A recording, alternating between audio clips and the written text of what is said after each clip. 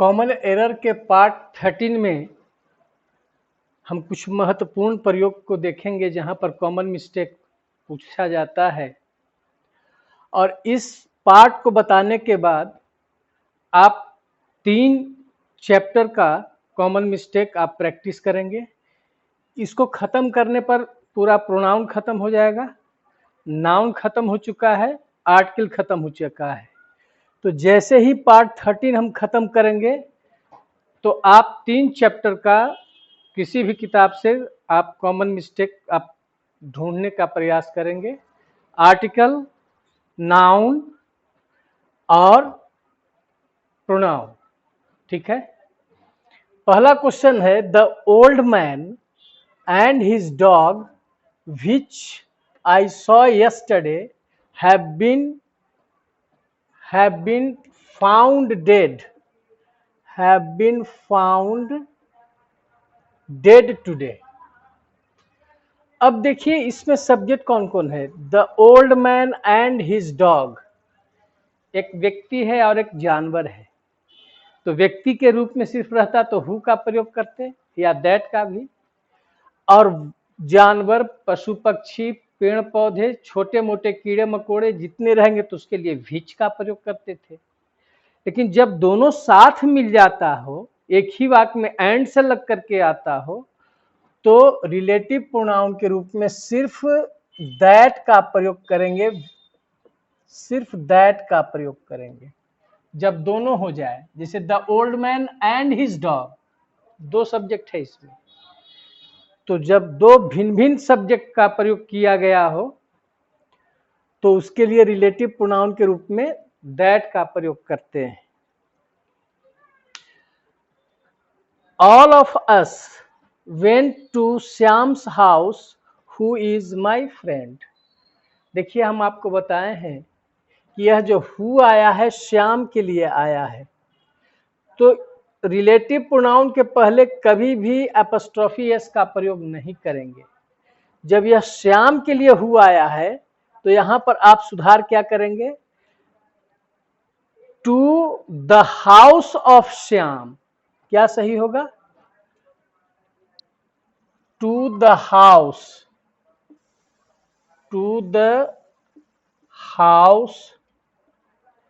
Of Shyam, ताकि इस श्याम के लिए जो है आपका हु का प्रयोग आ जाए। और ये भी ध्यान रखना है कि रिलेटिव प्रोनाउन के पहले एपोस्ट्रोफी एस का प्रयोग नहीं किया जाता है। तो यहां पर हम टू श्याम्स हाउस की जगह पर क्या करेंगे, to the house of Shyam, ताकि श्याम के लिए हु नजदीक में वह आ जाए। Shreya was present in the class except Rahul and I. आप पढ़े होंगे एक्सेप्ट क्या है, प्रीपोजिशन है। तो प्रीपोजिशन के बाद जब भी आपका नाउन या प्रोनाउन आता है वह ऑब्जेक्ट के रूप में आना चाहिए। ठीक है, राहुल यहाँ पर ऑब्जेक्ट है, लेकिन आई क्या है, सब्जेक्ट हो गया, गलत हो गया। यहाँ आई की जगह पर किसका प्रयोग करेंगे, मी का प्रयोग करेंगे, क्योंकि एक्सेप्ट जो है सो प्रीपोजिशन है। तो दिमाग में बात क्या रखनी है कि प्रीपोजिशन के बाद जो आने वाला नाउन या प्रोनाउन होता है वह हमेशा ऑब्जेक्ट के रूप में होगा।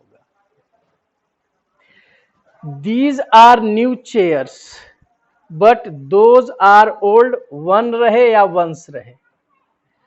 तो देखिए इसमें नाउन की पुनरावृत्ति को रोका गया है। तो यदि सिंगुलर नाउन है तो उसकी पुनरावृत्ति रोकने के लिए वन का प्रयोग करते हैं, प्लूरल नाउन है तो उसकी पुनरावृत्ति रोकने के लिए वंस का प्रयोग करते हैं।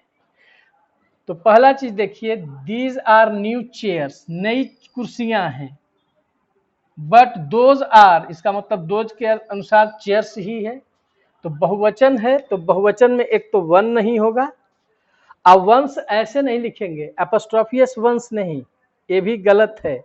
सही होना चाहिए ONES, वंस। यह प्लुरल नाउन की पुनरावृत्ति यह रोकता है। तो एक तो सिंगुलर नहीं है, प्लुरल है, तो सिंगुलर में यूज अगर वन दे देगा तो वन गलत है। अब वंस में एपोस्ट्रोफी एस लग करके नहीं आना चाहिए।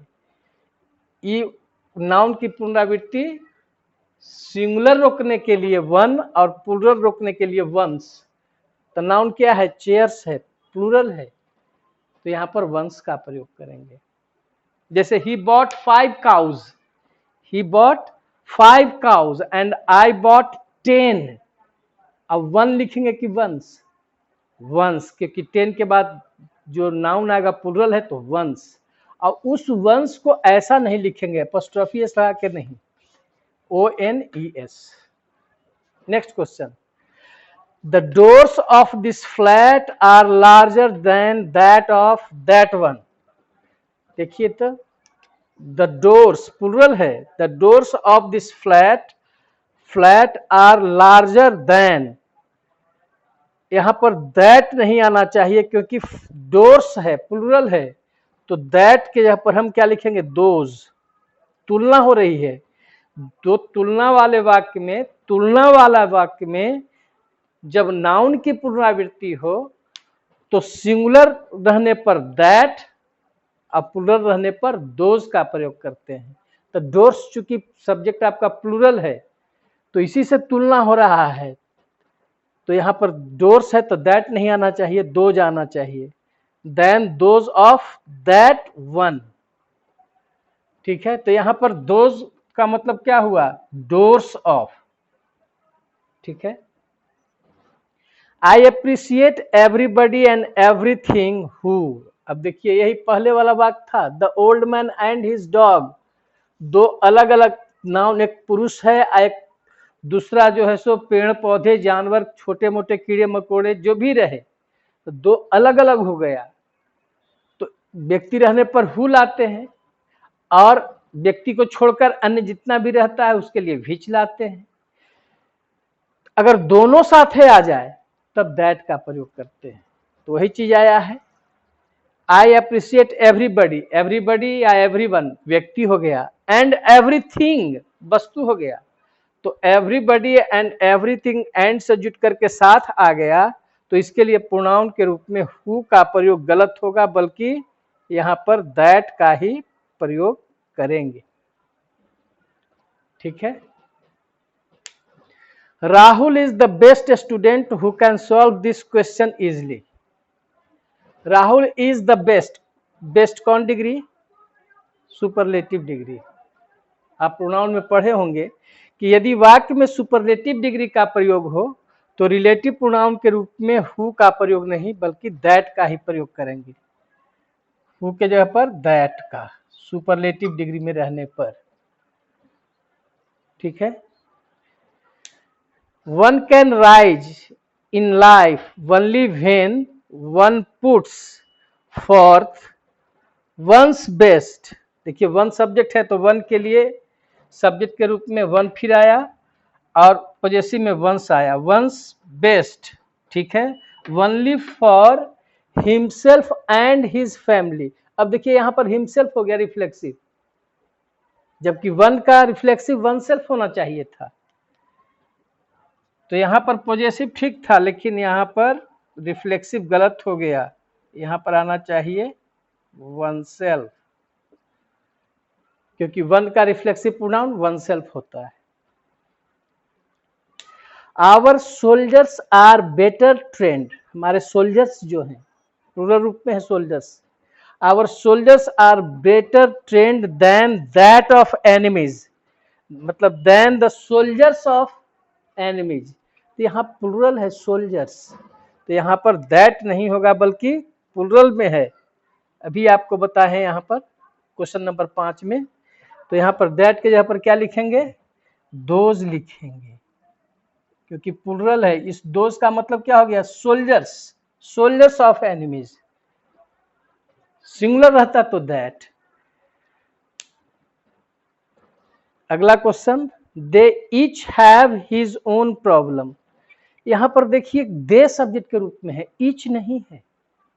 ईच सब्जेक्ट के रूप में रहता था तो उसके लिए पॉजेसिव केस के रूप में हिज मानते थे।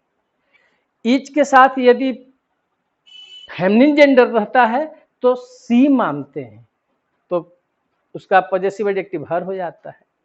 लेकिन इनमें सब्जेक्ट के बाद ईच आया है, इसलिए इसमें ईच का कोई महत्व नहीं है सब्जेक्ट के रूप में, क्योंकि सब्जेक्ट के रूप में है ही नहीं। सब्जेक्ट के रूप में दे है। हाँ, अगर रहता ईच ऑफ देम तब तो ईच के अनुसार आता, पॉजेसिव केस चाहे जो भी आए, लेकिन इसमें दे सब्जेक्ट है तो दे के अनुसार यहाँ पर हिज नहीं होगा बल्कि दियर होगा। यहाँ हिज ओन प्रॉब्लम्स के जगह पर क्या लिखेंगे, देयर ओन प्रॉब्लम्स, क्योंकि सब्जेक्ट दे है, ईच नहीं है। तो यहाँ पर ध्यान रखेंगे, यहाँ पर आपका हिज गलत था, यहाँ पर लिखेंगे देयर, क्योंकि दे सब्जेक्ट है तो यहाँ पर हम प्रयोग करेंगे देयर का, THEIR, देयर का। ठीक है, अगला देखें, when you have read this book please return the same to the library। when you have read this book आया, प्लीज रिटर्न द सेम, तो द सेम आया है किसके लिए, बुक के लिए। तो किसी भी जो नाउन हो या प्रोनाउन हो, किसी भी नाउन का जो ऑब्जेक्ट जो है उसके लिए दोबारा जो है हम द सेम का प्रयोग नहीं करेंगे। द सेम किसी नाउन के लिए नहीं आता है। यहां पर हिज बुक है तो रिटर्न इट का प्रयोग करेंगे।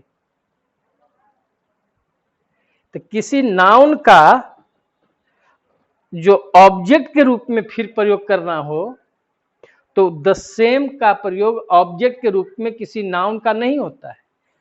तो नाउन दिस बुक है तो यहां पर इट का प्रयोग करेंगे ऑब्जेक्ट के रूप में।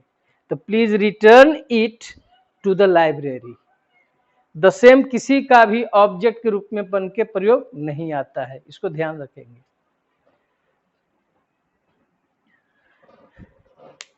Neither of the three boys have completed the work. आप देखिए नाइदर है तो यहां पर किताब का लड़कों की संख्या कितनी है, 3 है। तो 3 में से कोई नहीं के अर्थ में नाइदर नहीं आता है बल्कि नन का प्रयोग करते हैं। 2 रहता तब नाइदर का प्रयोग होता। पढ़ा चुके हैं, इसको आप ध्यान रखेंगे।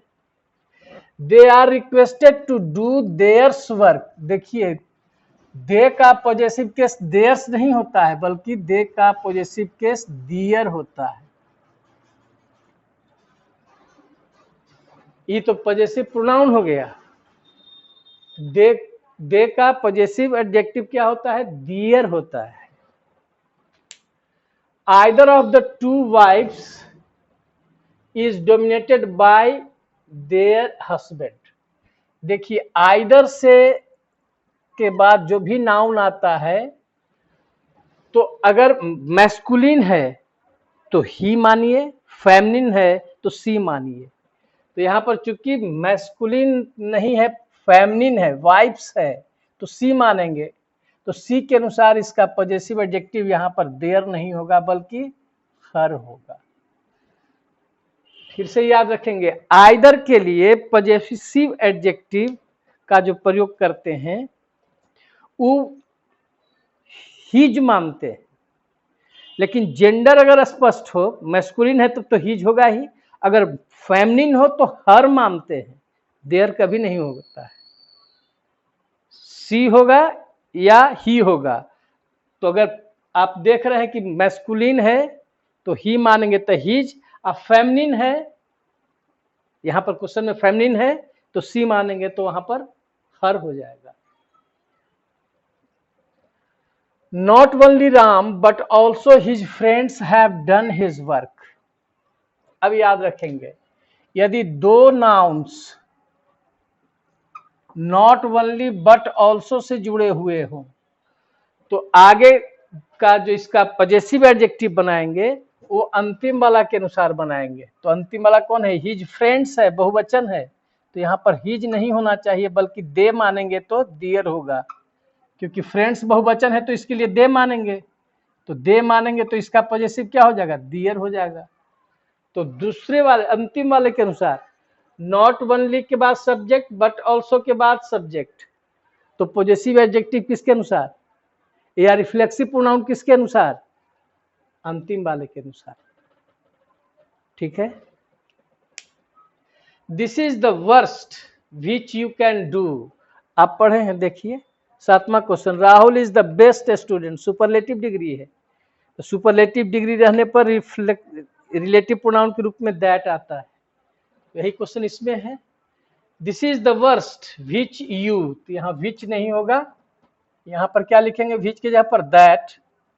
किसके वजह से दैट आया, क्योंकि द वर्स्ट बैड का सुपरलेटिव डिग्री है, बैड का सुपरलेटिव डिग्री, बैड का कंपैरेटिव वर्स और सुपरलेटिव वर्स्ट।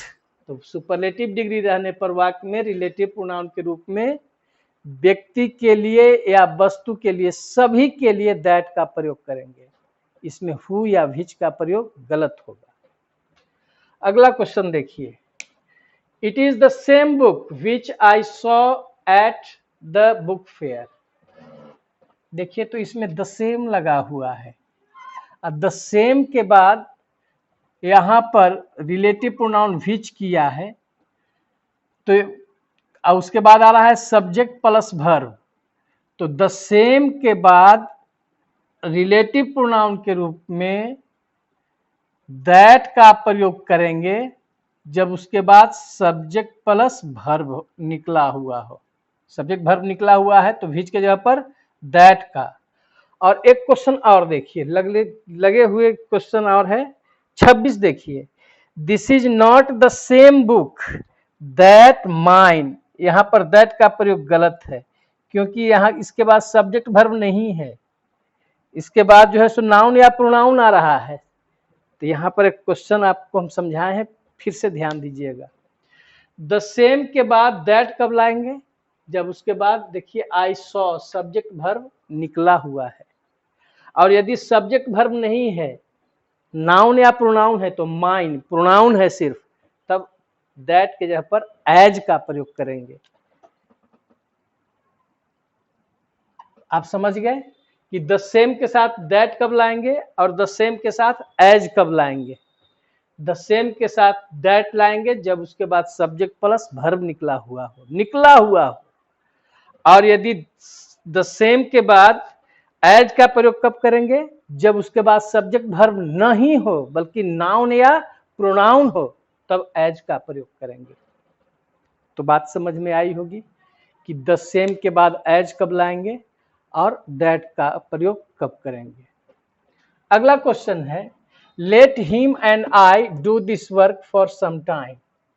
लेट आपका क्या है, वर्ब है।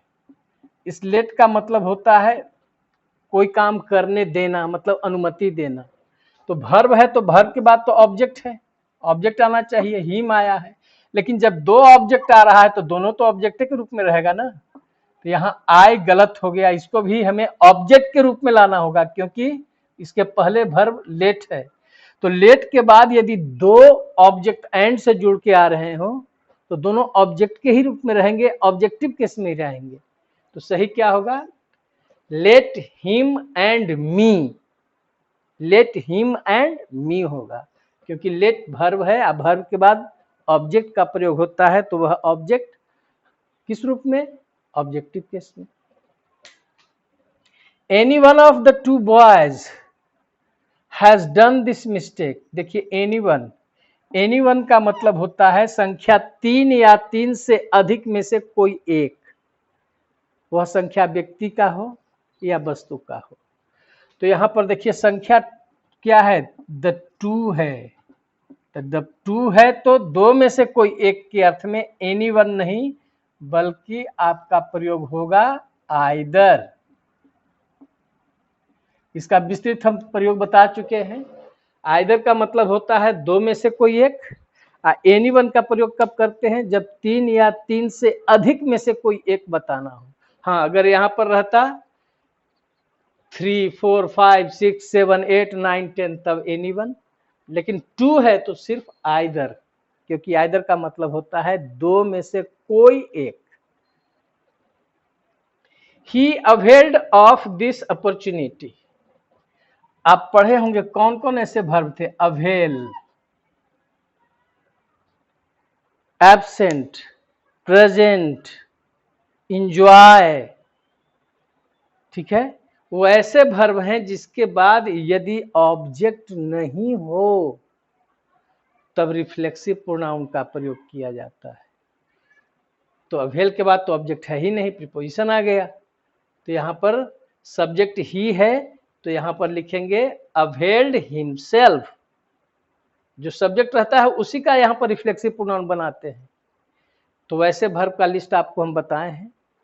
तो अवेल के बाद ऑब्जेक्ट नहीं है तो हमें रिफ्लेक्सिव प्रोनाउन का प्रयोग करना होगा, जो उसका सब्जेक्ट होगा उसी को रिफ्लेक्सिव प्रोनाउन के रूप में लाएंगे। यदि यहाँ पर सी रहता तो सी अवेल्ड हर सेल्फ, आई रहता तो आई अवेल्ड माई सेल्फ, ही है तो लिखेंगे ही अवेल्ड हिमसेल्फ, यू रहता तो यू अवेल्ड योर सेल्फ, ठीक है।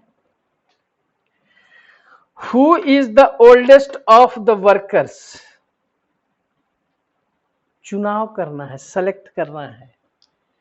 इन वर्कर्स में सबसे बूढ़ा व्यक्ति कौन है, तो चुनाव जो किया जाता है हु से नहीं चुनाव किया जाता है, हु के जगह पर चुनाव करने के लिए विच का प्रयोग करेंगे।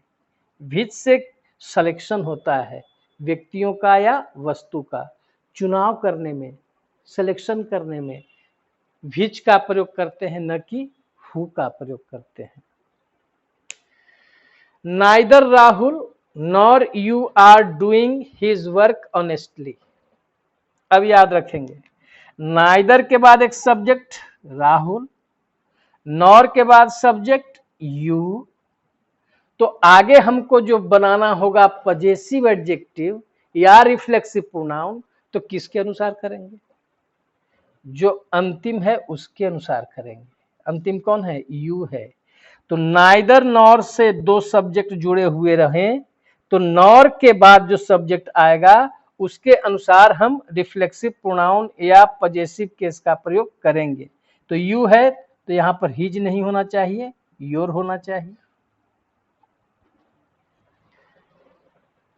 ठीक है। उसी तरह से नॉट ओनली बट ऑल्सो में भी बताए थे कि अंतिम वाले के अनुसार ही पजेसिव एडजेक्टिव या रिफ्लेक्सिव प्रोनाउन का प्रयोग करेंगे। अब मान लीजिए कि इस वाक्य में 23 क्वेश्चन है, यहां पर लिखा हुआ रहेगा आगे रिफ्लेक्सिव प्रोनाउन में कि हिमसेल्फ होगा कि योरसेल्फ होगा, यहां पर ऑप्शन दे दिया आगे। तो आप देखें कि अंतिम योर है तो योर के अनुसार हम क्या लिखेंगे, योरसेल्फ लिखेंगे रिफ्लेक्सिव प्रोनाउन के रूप में। अब पजेसिव केस है तो यू है तो योर हो जाएगा।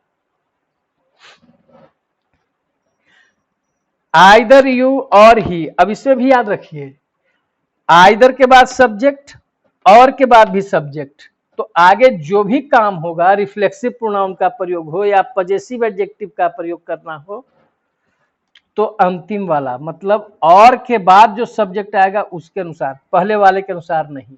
तो आगे क्या है आपका अंतिम वाला, ही है। आइदर यू और ही, और के बाद ही है तो ही के अनुसार करेंगे।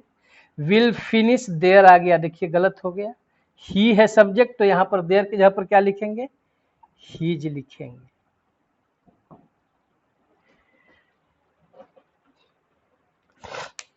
Jaya is the girl and who can solve this problem. देखिए जया इज द गर्ल, इस गर्ल के लिए आया है आपका हु, ठीक है। तो ये जो रिलेटिव प्रोनाउन जो आ रहा है जिसके लिए आ रहा है गर्ल के लिए, तो उस बीच में हम कभी भी एंड का प्रयोग या अन्य किसी दैट का प्रयोग हम नहीं करेंगे। तो यहां पर Jaya is the girl who, यहां से एंड को हटाएंगे क्योंकि रिलेटिव प्रोनाउन जिसके लिए आता है और रिलेटिव प्रोनाउन उन दोनों के बीच कोई शब्द का प्रयोग नहीं होना चाहिए। ऐसा नहीं कर सकते हैं Ram is the boy and who can, ऐसा नहीं, प्रयोग गलत है। जब रिलेटिव प्रोनाउन ला रहे हैं किसके लिए ला रहे हैं, उसके ठीक पहले उसका नाउन होना चाहिए। और उस नाउन और रिलेटिव प्रोनाउन के बीच किसी भी शब्द का प्रयोग या कनेक्टर का प्रयोग हम नहीं करेंगे। ठीक है, दिस इज दिस सेम बताइए दिए। द सेम के साथ एज कब आएगा? जब उसके बाद सिर्फ नाउन या प्रोनाउन हो, सब्जेक्ट वर्ब स्पष्ट नहीं हो निकला हुआ, तब एज। और दैट कब लाते हैं? जब सब्जेक्ट वर्ब निकला हुआ रहता है, तो द सेम के साथ दैट का प्रयोग करते हैं। विच तो ये सब होता ही नहीं। राहुल, मोहित एंड सुरेश कितने व्यक्ति की संख्या? 3। हेल्प ईच अदर, एक दूसरे की मदद करते। तो आप पढ़े होंगे कि ईच अदर का प्रयोग 2 व्यक्ति के बीच, जैसे Ram and Shyam help each other, एक दूसरे को, तो एक दूसरे को के अर्थ में ईच अदर का प्रयोग 2 संख्या में ही होना चाहिए। लेकिन संख्या 3 या 3 से जब अधिक हो जाए तब वन अनदर का प्रयोग करते हैं। तो यहां देखिए राहुल, मोहित एंड सुरेश है, 3 है, तो यहां पर ईच अदर का प्रयोग गलत होगा। यहां पर ईच अदर के जगह पर one another, ONE, one another का प्रयोग करेंगे।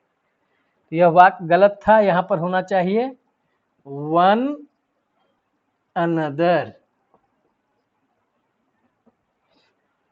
ईच अदर कब? जब संख्या 2 हो। जैसे X and Y were abusing, संख्या 2 है, X and Y were abusing each other और वन अनदर? ईच अदर, क्योंकि 2 संख्या है। We enjoyed ourselves the picnic last week। हमने क्या बताया है आपको कि कुछ ऐसे वर्ब्स हैं जिसमें एंजॉय है, एब्सेंट है और अवेल है, ये सब ऐसे वर्ब हैं जिसके बाद यदि ऑब्जेक्ट नहीं हो तब रिफ्लेक्सिव प्रोनाउन का प्रयोग ऑब्जेक्ट के रूप में अवश्य करते हैं। लेकिन इसमें ऑब्जेक्ट है, द पिकनिक क्या है आपका? द पिकनिक ऑब्जेक्ट है। जब ऑब्जेक्ट है तो रिफ्लेक्सिव प्रोनाउन का प्रयोग यहां पर गलत होगा। रिफ्लेक्सिव प्रोनाउन का प्रयोग कब करते हैं? एंजॉय, अवेल, प्रेजेंट, एब्सेंट होता है ना, हाइड। इसका मतलब हुआ कि इसके बाद रिफ्लेक्सिव प्रोनाउन का प्रयोग करते हैं जब ऑब्जेक्ट नहीं हो। इसमें तो ऑब्जेक्ट है, द पिकनिक जो है सो एंजॉय वर्ब का ऑब्जेक्ट है, तो ऑब्जेक्ट रहने पर रिफ्लेक्सिव प्रोनाउन का प्रयोग नहीं करेंगे। आशा करते हैं कि आपका ये चैप्टर जो है पार्ट 13 बहुत महत्वपूर्ण था। आप अपने छोटे छोटे जो कमियां हैं, जहां पर आप मिस्टेक कर सकते हैं, उसको आप सुधार करेंगे। तो ये जो पार्ट 13 खत्म हुआ, तो पार्ट 13 के बाद आप 3 चैप्टर का जो है सो कॉमन मिस्टेक का प्रैक्टिस कर सकते हैं, नाउन, आर्टिकल और प्रोनाउन का। ठीक है, धन्यवाद।